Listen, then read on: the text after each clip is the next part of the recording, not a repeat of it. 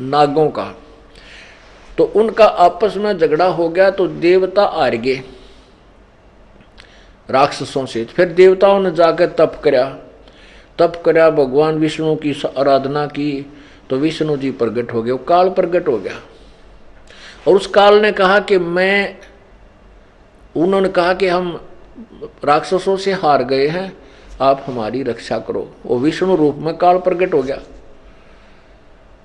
तो वो काल कहता है कि मैं कैसे उन राक्षसों को मारूंगा वो बताता हूं। अब देखिएगा, पढ़िए ये पवित्र श्री विष्णु पुराण। ये कहां से प्रकाशित है? गीता प्रेस गोरखपुर। इसके अनुवादक कौन है? अनुवादक हैं मुनि लाल गुप्त।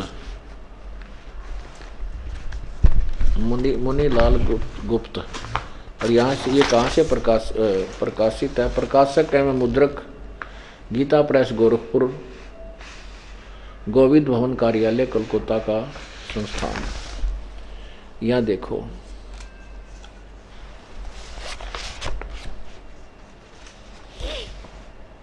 ये है चतुर्थ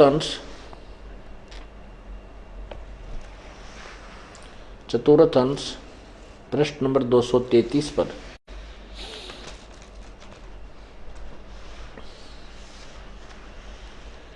तब आदि अनंत शून्य, ये क्या कहते हैं, उसमें महाबलवान दैत्य गण से पराजित हुए देवताओं ने भगवान विष्णु की आराधना की।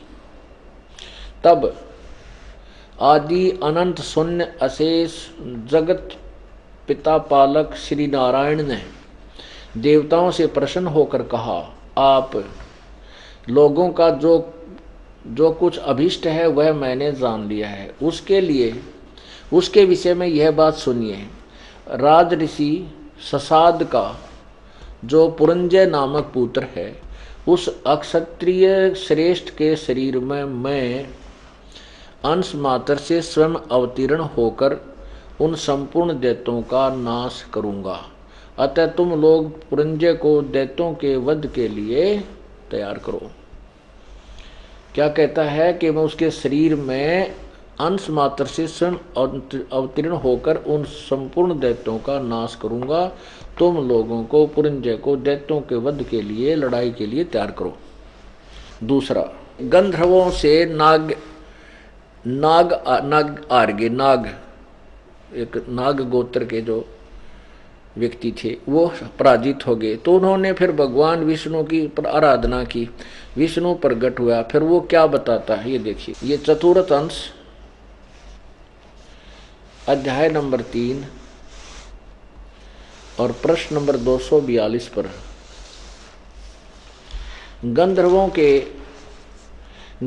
के पराक्रम से अपमानित उन नागेश्वरों द्वारा स्तुति किए जाने पर उसके श्रवण करने से जिनकी विकसित कमल दर्श आंखें खुल गई हैं, निद्रा के अंत में जागे हुए उन जलशायी भगवान सर्वदेवेश्वर को प्रणाम कर उनसे नागगण ने कहा, भगवन, इन गंधर्वों से उत्पन्न हुआ हमारा भय किस प्रकार शांत होगा? तब आदि अनंत रहित भगवान पुरुषोत्तम ने कहा, योनासव के पुत्र मानधाता का जो यह पुरुकुत्स नामक पुत्र है, उसमें प्रविष्ट होकर मैं उन संपूर्ण दुष्ट गंधर्वों का नाश कर दूंगा। जय हो। स्पष्ट हो गया कि ये काल है, ये विष्णु रूप में प्रकट होता है। जब इसकी आराधना करते हैं कुछ भी, तो ये अपने वास्तविक रूप में तो प्रकट होता नहीं। तो कहीं की विष्णु रूप में, कोई शिव रूप में आराधना करता है तो शिव रूप में प्रकट हो जाता है। तो क्या सिद्ध हुआ कि ये काल ऐसे भी छल छिद्र करता है, ये किसी के शरीर में प्रवेश करके और फिर वो अपना सारा काम कर देता है। हो गया सिद्ध कि गीता जी का ज्ञान श्री कृष्ण ने नहीं, काल ने कहा। अब और निचोड़ दिखा दूं आपको, कभी फाइनल फैसला कर देते हैं कि श्री कृष्ण जी तो कहता है कि मुझे पता ही नहीं गीता का ज्ञान, गीता जी में मैंने क्या कहा था जब वो युद्ध के दौरान तूने मुझसे सुना। महाभारत ये देखिएगा, द्वितीय खंड, संक्षिप्त महाभारत द्वितीय खंड, और ये कहाँ से प्रकाशित है? गीता प्रेस गोरखपुर से। और इसके अनुवादक कौन है? संक्षिप्त महाभारत द्वितीय खंड, और इसके संपादक तथा संशोधक हैं जय दयाल गोविंद का, जिसने गीता जी का भी अनुवाद किया हुआ है। और ये कहाँ से प्रकाशित है? गीता प्रेस गोरखपुर से। इसके देखना प्रश्न नंबर 667 पर, प्रश्न नंबर 667 पर ये क्या है कि अर्जुन का श्री कृष्ण से गीता का विषय पूछना, और श्री कृष्ण का अर्जुन से सिद्ध महर्षि और कश्यप का संवाद।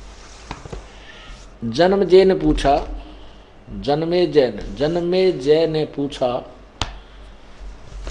ब्राह्मण शत्रुओं का नाश हो जाने के बाद जब महात्मा श्री कृष्ण और अर्जुन सभा में बैठकर वार्तालाप कर रहे थे, उसमें उनमें क्या क्या बातचीत हुई? वैशंपायन जी ने कहा,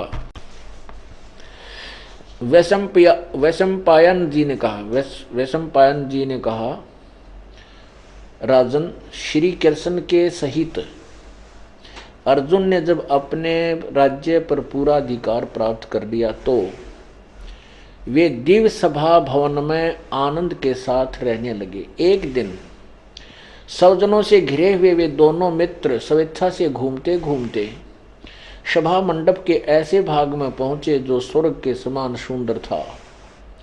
पांडुनंदन अर्जुन श्री कृष्ण के साथ रहकर बहुत प्रसन्न थे।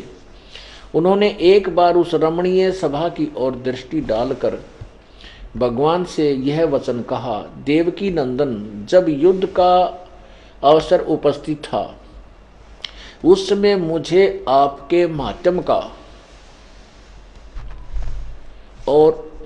का ज्ञान और ईश्वरीय स्वरूप का दर्शन हुआ था, किंतु केशव, आपने स्नेहवश पहले मुझे जो ज्ञान का उपदेश किया था वह सब इस समय बुद्धि के दोष से भूल गया है। इन विषयों को सुनने के लिए बारंबार मेरे मन में उत्कंठा होती है। इधर आप जल्दी ही द्वारका जाने वाले हैं, अतः पुनः वह सब विषय मुझे सुना दीजिए। वैशंपायन जी कहते हैं, अर्जुन के ऐसा कहने पर वक्ताओं में श्रेष्ठ